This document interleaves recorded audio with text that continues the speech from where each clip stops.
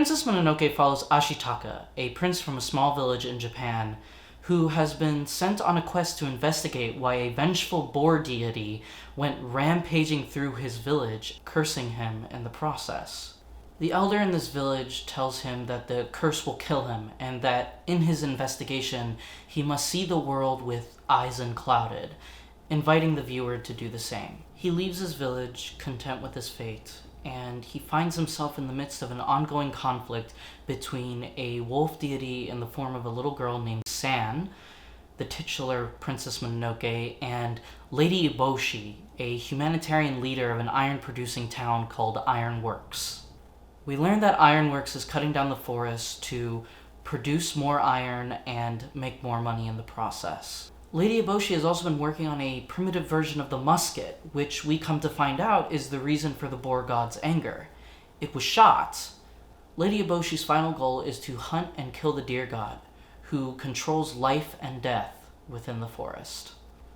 Princess Mononoke is nothing short of a masterpiece in my opinion. The animation is breathtaking, filled to the brim with scenic shots of nature, juxtaposed with heavy, bloody gore. The conflict between San and Lady Eboshi is complicated and multidimensional, and while you're ultimately supposed to side with San, the film doesn't let you come to that answer so easily. This film marked a clear departure for Miyazaki as a director, who was known for more whimsical tales like My Neighbor Totoro or Kiki's Delivery Service. This film came at a time when Miyazaki was disillusioned with politics, and this film is filled with that anger and confusion at the current political landscape. Princess Mononoke illustrates a striking picture of a war between nature and man. However, the parts that I found more interesting were the critiques of Western neoliberalism, colonialism, and Christianity baked into the narrative. And this is what I'll spend most of my time discussing.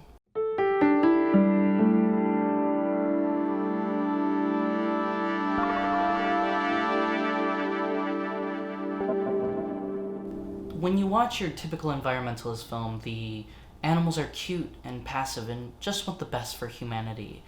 The human is framed as an evil, uncaring force that indiscriminately harms all forms of life. Princess Mononoke departs from this image. Sure, there is a fair share of beautiful scenes of Ashitaka galloping through nature, and the Kodama are cute and passive, if not a little off-putting, but the other animals could not depart further from this image. From the first image of the film, it quickly establishes an ugliness to nature. We see how a beautiful landscape is destroyed by the footprints of this wriggling mass that sows death and destruction throughout this idyllic, beautiful forest. When Ashitaka takes down the blob, we actually find that this blob is a vengeful hog deity. The village eventually puts down the boar, and although they come in peace, the boar wishes nothing but death and destruction on their village.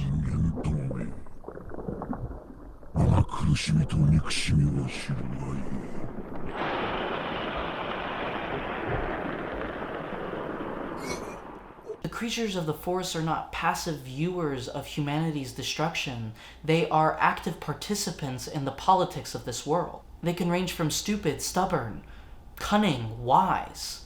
The boars, because of their pride, foolishly stampede into a battle that they know they will lose to the humans. The wolves ambush and create planned attacks against the people of Ironworks, preventing them from bringing iron ore back to their village. The deer god is off-putting, uncanny, and does not seem to care what dies and lives under its gaze. Likewise, humans are given a similar layer of complexity. This film does not allow a simple binary of human versus nature. If it were so, we would not see Ashitaka and his village living harmoniously with nature.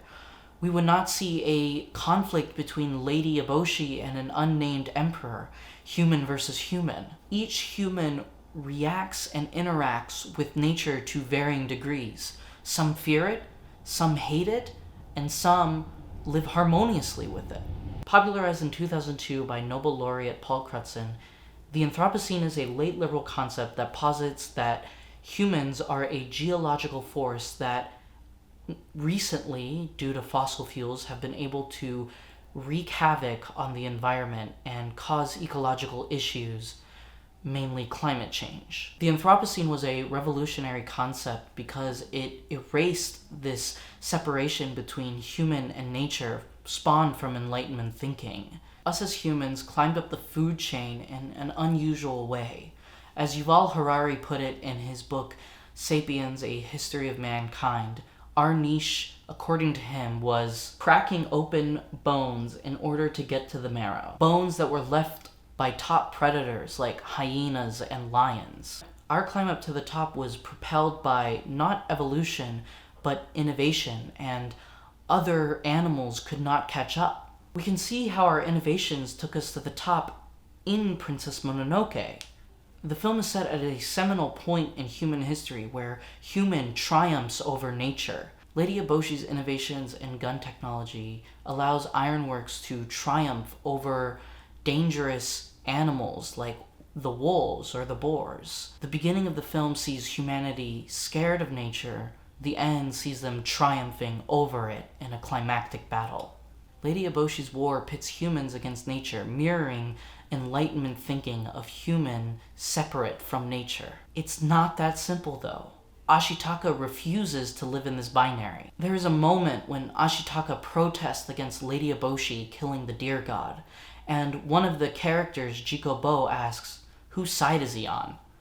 No one responds to him because the truth is, he's not on anybody's side. Ashitaka does not view humans as separate from nature. At the beginning of the journey, he was given the task of seeing the conflict with eyes unclouded. You can see the relevance of the Anthropocene reflected in Ashitaka's philosophy. How both are trying to reconcile humanity and nature. However, Ashitaka goes a step further than the Anthropocene. The Anthropocene is not a perfect, infallible philosophy because it sees any interaction between human and nature as a net negative. Andreas Malm and Alf Hornberg published a critique of the Anthropocene in their paper titled The Geology of Mankind, a Critique of the Anthropocene Narrative. A scrutiny of the transition to fossil fuels in 19th century Britain, however, reveals the extent to which the historical origins of anthropogenic climate change were predicated on highly inequitable global processes from the start. Steam engines, the innovation according to scholars that started the Anthropocene, were not adopted by some natural-born deputies of the human species. By the nature of the social order of things, they could only be installed by the owners of the means of production. A tiny minority, even in Britain, this class of people comprised an infinitesimal fraction of the population of Homo sapiens in the early 19th century. The Anthropocene is founded on human exceptionalism and Eurocentrism. It blames every person equally for the change in climate, when in reality it's a small fraction of people actually propelling the crisis. I'm sure you've heard this rhetoric before for fighting climate change. Recycle, or ride your bike, take public transit, take short, cold showers, the list goes on. But really, it's the corporations and the wealthy that need to be regulated if we want to substantially fight climate change. Corporations like Exxon produce a massive amount of pollution on a daily basis. Yet it's on the lower class, the individual, us, to fix ourselves so that maybe we have a chance to fight this issue. Ashitaka's village has human innovations like houses and weapons, yet we see them living harmoniously with nature. Ashitaka's undying bond to his red elk Yakul represents this village's coexistence with nature. Yakul follows him around, eternally loyal, and when Ashitaka speaks to Yakul, he does not speak to it as a stupid beast, but rather as a friend. The people that are ruining the environment in Princess Mononoke are not Ashitaka and his village, but Lady Eboshi and the Emperor's clan. In fact, to preserve their way of life, Ashitaka and his village had to hide away from other humans, which we learn from a conversation with Jikobo and later Lady Eboshi. そなたの国は見慣れぬ獅子に乗っていたな。東と北の間よりそれ以上は言えない。It is not as if those in power are unaware of the way that nature works or their impact on it. Both Jikobo and Lady Eboshi are seen using their intellect to effectively eliminate the animals. The reason they don't mind killing the deer god is not a lack of knowledge. No, it's not ignorance. Lady Eboshi knows very well what this will do. 古い神がいなくなれば、もののけたちもただの獣になろう。森に光が入り、山犬どもが静まれば、ここは豊かな国になる。もののけ姫も人間に戻ろう。もののけ姫？山犬に心を奪われた哀れな娘だ。私を殺そうと狙い続けている。It's because she doesn't care. Her economic gain is more important than the health of the environment.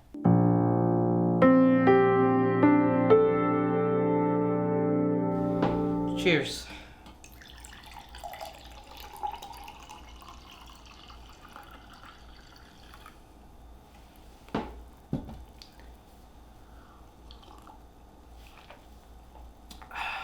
I read a book for class titled Geontologies, a Requiem for Late Liberalism, written by Elizabeth Povinelli.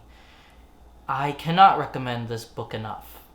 The writer of this book, Elizabeth Povinelli, spent a considerable amount of time with the Aboriginal people of Australia, learning from them and helping them spread their message across the world. Aboriginal people have long been fighting against the Australian government from taking their land and ruining their dreamings.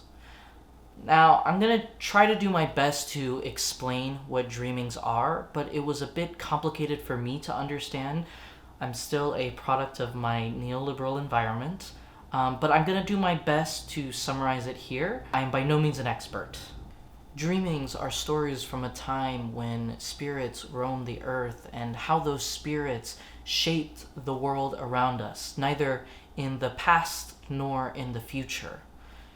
The word story implies a fictitious quality to these narratives, but this is something the Aboriginal people believe in.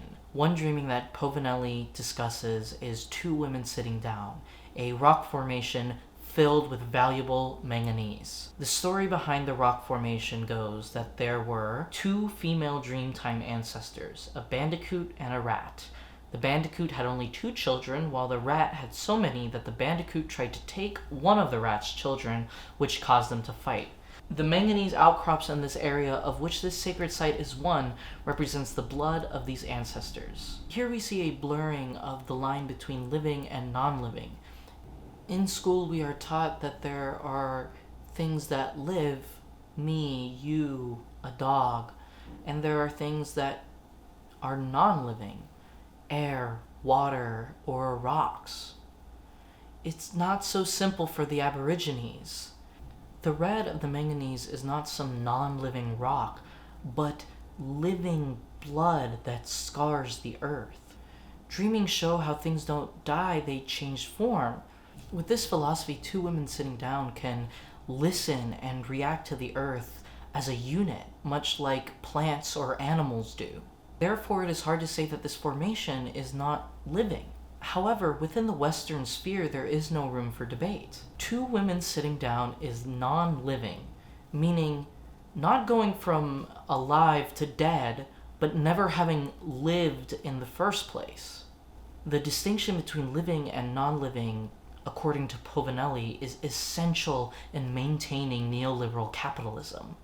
OM Holding, a mining company in Australia, and more importantly, the offshoot OM Manganese, mined 2 women sitting down for its resources, and the Aboriginal people took them to court for knowingly mining on their sacred lands.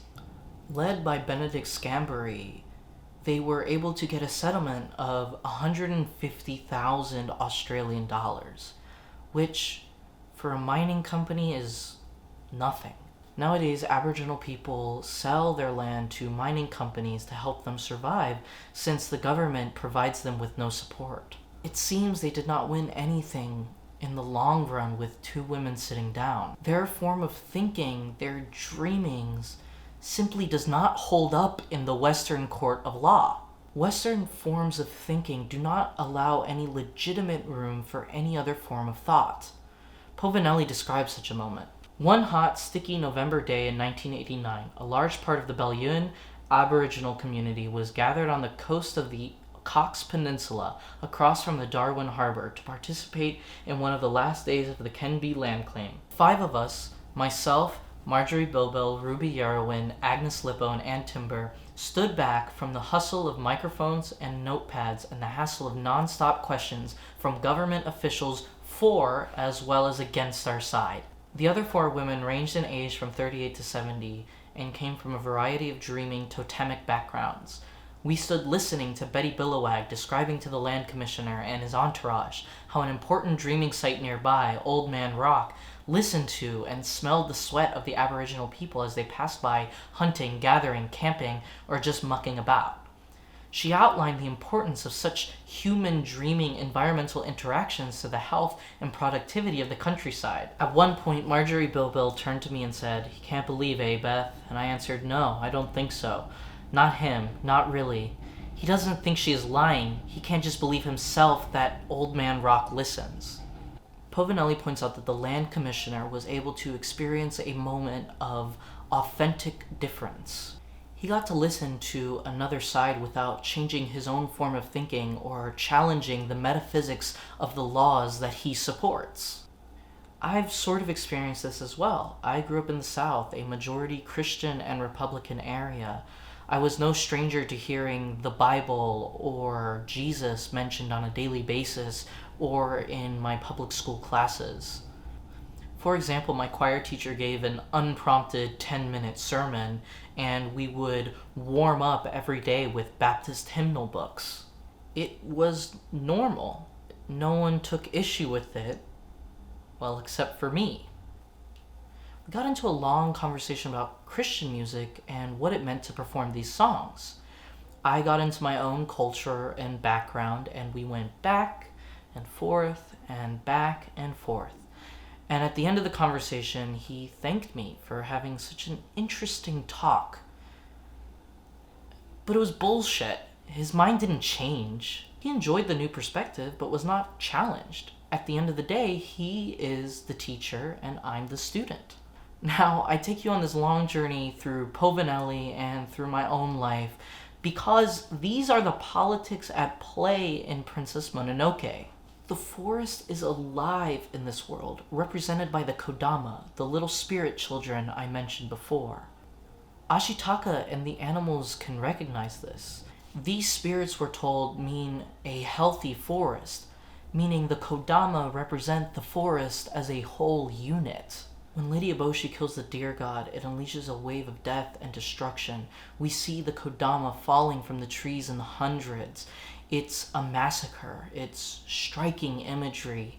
And it tells us that when you take advantage of the forest, when you cut down its trees, when you mine its land, you aren't just taking a part of it. You're killing the whole. When the trial took place for 2 women sitting down, it wasn't a trial for murder. It was a trial over land ownership. How can rocks be put on trial for murder if they're not alive? Well, if you view life through the lens of living and non-living, you would be right. But the Aboriginal people obscure this distinction. Those rocks are living from the spirits that embody them. The forest is living from the Kodama that embody them. The deer god obscures the distinction between life and death because it embodies both. It is both the giver of life and the taker of it. The people in Princess Mononoke cannot even comprehend this.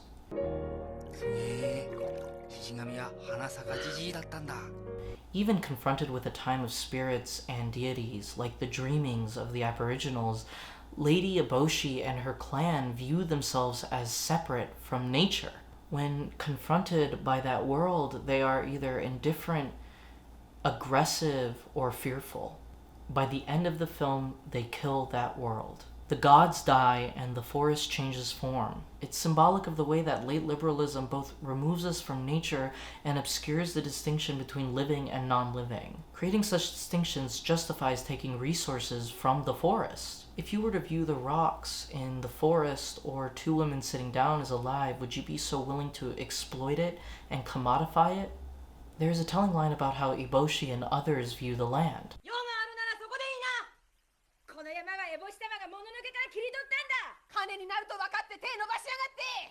Her possession and commodification of the land is what makes it valuable in the liberal sphere. When the British colonists came to America, they found unsettled land. Well, not unsettled, uncommodified land. For land is only occupied insofar as it is commodified. The animals are not commodifying the forest. They live with the forest. And Ashitaka does as well. So Ashitaka vainly spends the whole movie trying to prevent the destruction of the forest.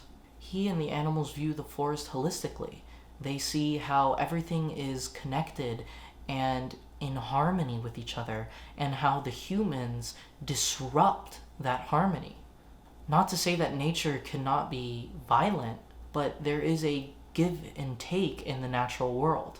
Ashitaka tries to show the people of Ironworks this, but Lady Eboshi treats him with a chilling and distant amusement. Similarly to the land commissioner, my choir teacher, Ashitaka's pleas are only heard insofar as they don't get in the way. It's not as if she thinks he is lying to her, but she will never believe what he's saying. There is a faux respect between him and Lady Eboshi. In his final moments of protest, when Lady Eboshi is about to shoot the deer god, Ashitaka throws his sword at her gun. She looks at him, smiles, and pulls the trigger. Lady Eboshi is not evil. It's not that simple. But here we see the way that Western philosophies of greed and commodification can corrupt even the best and most well-meaning person. This moment also shows how there's an excitement to hearing another person's opinion as long as they don't get in the way. It's the reason my choir teacher put up with my complaints. Here is his chance to hear something different, something new, without having to challenge his form of thinking or his authority. The hegemonic order enjoys difference because then it can re-establish its own dominance. It creates distinctions between living and non-living. It creates distinctions between nature and humans. And then it creates distinctions between humans and other humans. Borders upon borders upon borders until we are all separate from each other. The more we are separated, the less we can put up a fight because there is power in the many and not in the few. Miyazaki is not advocating for the forest because it is some sort of innocent victim to neoliberalism. He's advocating for it because it's alive. This section will go into Christianity. If you are a Christian, you are not criticized here. I am here simply to criticize Christianity as an institution of late liberal thought and perhaps analyze a source to the divisions that we have made and that I discussed earlier. You cannot separate Western thought from Christianity. Also, I will be using the word pagan to describe non-Judeo-Christian religions. This isn't to devalue them or criticize them. This is just to illustrate the way that Christianity creates divisions between itself and non-Christian religions. Now, I noticed something with Lady Eboshi that I've been thinking about a lot. She's Jesus, right? Like, okay, she creates an egalitarian town that hires sex workers and lepers, the disenfranchised of society. Jesus famously spent time around lepers and sex workers. He empowered the disenfranchised much like Lady Eboshi does. I think the parallels are pretty clear here. So if this is a story about environmentalism, neoliberalism, and colonialism, why make this connection? Jesus taught the people to love the oppressed, the poor, and yet Christianity became the colonizer's religion. How did a religion that was for the little man become a religion that relegated and oppressed? I think Princess Mononoke has an interesting answer to this question that I've been thinking about a lot. What Christianity and Judeo-Christian religions do in general is place the human at the center through its one God. Now, anthropomorphic deities have been around in Europe long before Christianity spread, but the gods were able to morph into other animals. For example, there are several stories of Zeus turning into bulls or swans and the like. And there is a Norse story of Loki turning into a horse and giving birth to another horse. That's a real story, by the way. The boundaries between man and animal are made less distinct through these shape-shifting gods. However, the Christian God formed us according to his form. Likewise, depictions of God show him as a human man. I think what this fundamentally does is place the human at the center of everything. Humans are somehow more important and deserving than other species, allowing humans to turn animals into objects, into non-living. This is why colonists would liken indigenous people to animals or savages. It was a way of making them inferior. And so there was a justification for the atrocities committed to their fellow man. They are a commodity to be exploited like the earth they stand on. Now, it might sound strange for me to say that animals and humans are non-living. And to be honest with you, it feels weird to say.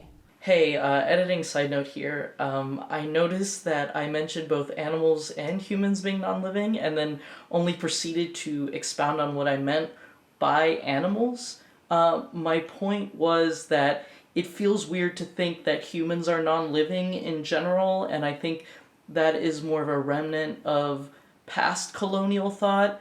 I don't know if we've completely surpassed it, but we've definitely come to recognize it as an issue. However, I think what I'm trying to say is that the origin of this idea of humans being non-living commodities comes from us creating non-living animals. It extends to other humans that we animalize. And just wanted to briefly do a side note here, because I just felt like I didn't quite get my point across like I wanted to. Now back to talking about how we view animals. But if you think about it, most of our interactions with animals, other than our pets, come through eating meat. Meat devoid of life and the form of the animal. How many of you could butcher, skin, and then eat an animal? I would say a fair amount of you would probably say no, me included. Yet a lot of people continue to eat meat. So we've created a world where living things are now non-living objects. The animals in Princess Mononoke are undoubtedly alive. They think, they strategize, they speak in a human way. They have thoughts, feelings that they can express in a human language. By separating man from nature, Lady Eboshi justifies her commodification of them. She sees them as inferior. Now, I'm going to go on a bit of a tangent. I took 2 classes in tandem with each other, one about Vikings and one about Vodou and Rastafarianism. And I found an interesting connection between these 2 classes. I'm not an expert in either topics, but I think what I learned might help clarify what I am trying to say about Princess Mononoke. Let's start with the Vikings. The Norse originally had their own religion that you might be aware of. Thor, Loki, and Odin, and the like. However, as Christianity started spreading through Europe, it started to spread to the Norse territories as well. They were very hesitant to adopt this religion and even wore Thor's hammers around their necks in protest, like the Christians who wore crosses around theirs. However, as the Norse kings adopted Christianity, so too did the people. Many not voluntarily. There are several sagas of Norse kings going from village to village, forcing them to convert, and if they didn't, they would punish them in cruel and unusual ways. So, obviously, people converted. In Christianity, there was no room for other religions. One Bible story that this makes me think of is when Moses goes to get the 10 Commandments. When he leaves, the people are left without a leader and without a god. So they melt down their gold and create a golden calf that they decide to worship. When Moses comes down, he is appalled and tells them to denounce the calf. And if they didn't, which some didn't, he would kill them.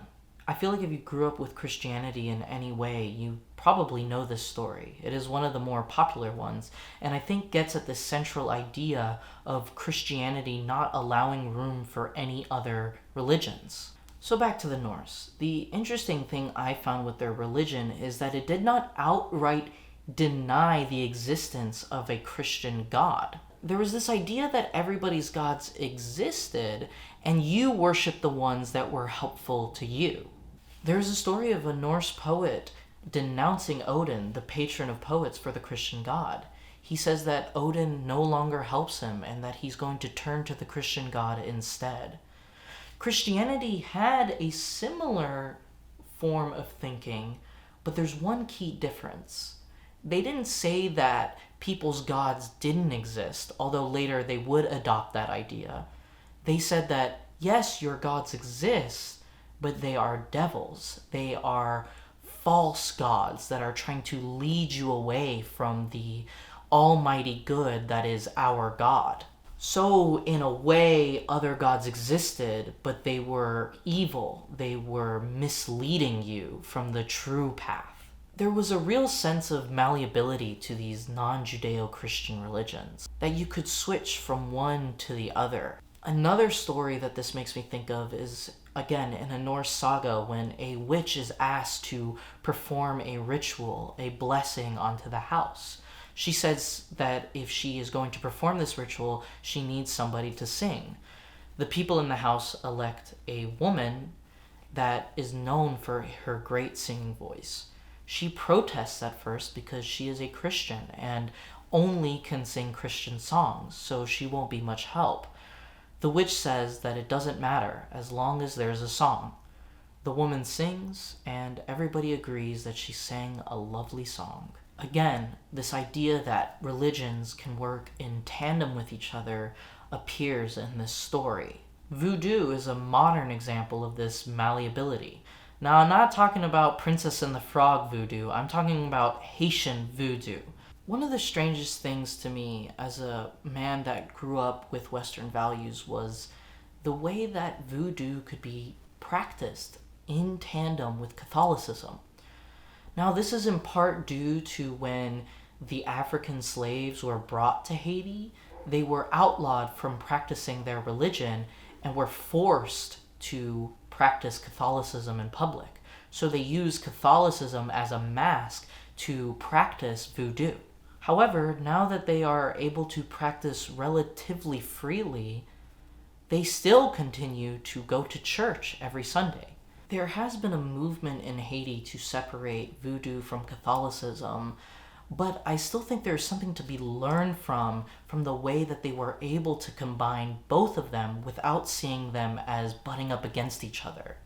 It gets to that point I'm trying to make about Christianity. Christianity does not leave any room for any other religions, the same way that Western thinking is not able to accommodate any other forms of thinking. Both of them relegate difference to a corner. Now, there are parts of Christianity that take from pagan religions as much as they try to hide it, but I think what's interesting is the traditions that they take are very nature-focused. For example, with Christmas being around the winter solstice, or how we put up a tree in the middle of the room that we decorate with lights and ornaments. These are all very pagan in nature. Likewise, in my own culture, Greek Orthodox, we have the evil eye, and recently my aunt taught me a way to get rid of it. Now, I don't really want to go into the words of the chant, but I do want to sort of talk generally about the content. This is something that I genuinely believe in, and I don't want to share it over a video essay. But the thing I found striking about the prayer is that there were like 2 lines about God and Jesus that could be completely removed. And the rest of the lines were very nature focused, about mountains and trees and things like that. There is actually a movement in Orthodoxy to get rid of this ritual, and my aunt was appalled. She could not understand why something that was in our tradition for so long would be banned. I will never know for sure, but my theory is that it has something to do with the pagan nature of the ritual. Likewise, more extreme sects of Christianity have outright gotten rid of Christmas as a holiday. Christianity glorifies the human body, and anything that rubs up against this is quickly eradicated. Difference is dangerous if allowed the space and must be relegated, and Christianity was used as an effective tool to do this. So why do I call Princess Mononoke an anti-colonial narrative? How does an eco-narrative link to anti-colonialism? Colonialist thought and neoliberal capitalism is obsessed with death and non-living. Capital is death. It's dead labor. Lady Eboshi is obsessed with killing the deer god. The look she gives Ashitaka before she shoots the deer god is crazed, inhuman. Even though she's a giving human being, she only is giving to other humans, and more importantly, humans that align themselves to her. Otherwise, she has an insatiable lust for capital and uses it to destroy life. Again, the animals think, we can see them think in a very human way. So when Lady Eboshi kills the animals, she also spiritually kills them. She steals their sentience. Gone is the era of the animal gods. There is no room for such a thing in this humanocentric world.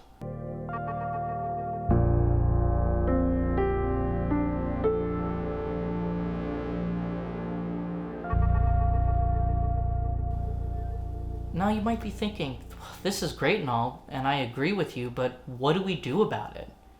To be honest, I'm not sure, and I don't think Miyazaki is either. The ending of Princess Mononoke is seemingly hopeful, but I think it's a profoundly ambiguous ending.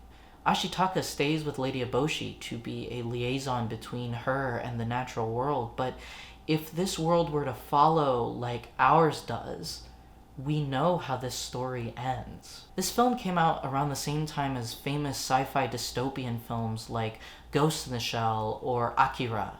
Films that show a humanity completely removed from nature and cybernetically linked. These films are a response to the sudden shift between a traditional Japan and an industrialized Japan that saw the horrors of the atomic bomb. I feel as though all these films are in conversation with each other, Princess Mononoke being the odd one out set in feudal Japan. It's as if this film is a precursor, a journey into the origin of how we got to where we are and where we are headed. The thing about Western society and capitalism, as much as I feel I have rightly criticized it, is that I continue to benefit from it on a daily basis. Without exploiting the natural world, I would not be able to sit in front of you, in front of this camera that records onto an SD card that I can then put on my laptop and take the footage and edit it and post it on YouTube. These luxuries are afforded by exploiting the environment. Are there more eco-friendly ways to do this? Maybe. I don't know. Miyazaki once said, "When I see a tuna being hauled in on a line, I think, wow, humans are terrible. Someone offers me a tuna sashimi, I of course eat it, and it tastes delicious." What I do know is the way that we are progressing right now is leading us down a desolate path. The late liberal model is not a sustainable one. As Povinelli said, capitalism is an enormous smelter shoveling into its furnace the living and the dead. There is hope at the end of Princess Mononoke. The final shot of the film is a Kodama appearing after the deer god's forest has forever been changed. Perhaps the forest can be healthy with people in it, but now it's in our hands.